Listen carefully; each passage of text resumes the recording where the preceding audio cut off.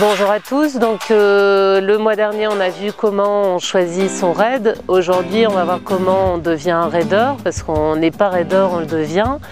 Donc le profil d'un raideur, c'est quelqu'un qui physiquement est performant en tout cas qui va pouvoir tenir dans la durée.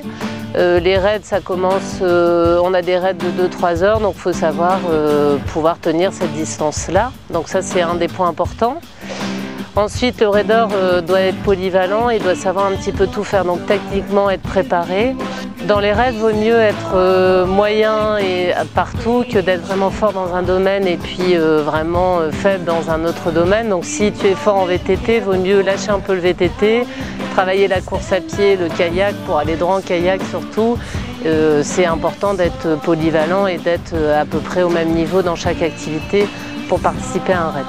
Ensuite, il faut savoir qu'un raid, il y a des moments où tout se passe bien, il y a des moments aussi où on peut vivre des galères. Donc le mental est assez important pour les raideurs. Voilà, il faut partir dans l'idée que un raid, c'est des hauts, des bas, des moments où tout va bien, des moments où c'est plus difficile et il faut s'accrocher mentalement. Donc déjà individuellement et aussi ce mental peut être travaillé en équipe puisque ça se fait par équipe. Donc comment on va recruter, comment on va monter son équipe? La règle essentielle, c'est vraiment d'avoir envie de courir avec son équipier, donc avoir envie de partager ce moment. Ensuite, ce qui est important, c'est d'avoir à peu près le même niveau physique et pas non plus un gros écart parce qu'on vivra d'autant mieux le raid. Et après, c'est important aussi d'être complémentaire. Donc dans les raids, on a des rôles qui sont différents. Il y a souvent un orienteur, il y a souvent un barreur, il peut y avoir un assistant sur des raids qui durent plusieurs jours. Donc le rôle qu'on va tenir pendant le raid est important et c'est bien d'être complémentaire. Parfois il y a des gens qui sont plus manuels et qui vont pouvoir réparer le VTT. Il faut au moins qu'il y en ait un sur l'équipe qui puisse faire ça. Ce qui est important en raid, c'est vraiment l'attention qu'on va mener à son équipier.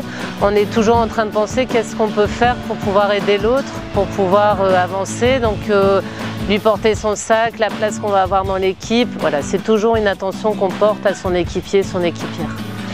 Quand j'ai pu monter mon équipe de raid en 2004 par rapport au recrutement, j'ai choisi un orienteur parce que j'étais pas forcément spécialiste de ça, donc c'était important pour moi de choisir un orienteur, de choisir quelqu'un qui barre bien parce que en bateau on gagne beaucoup de temps quand on fait les bons choix.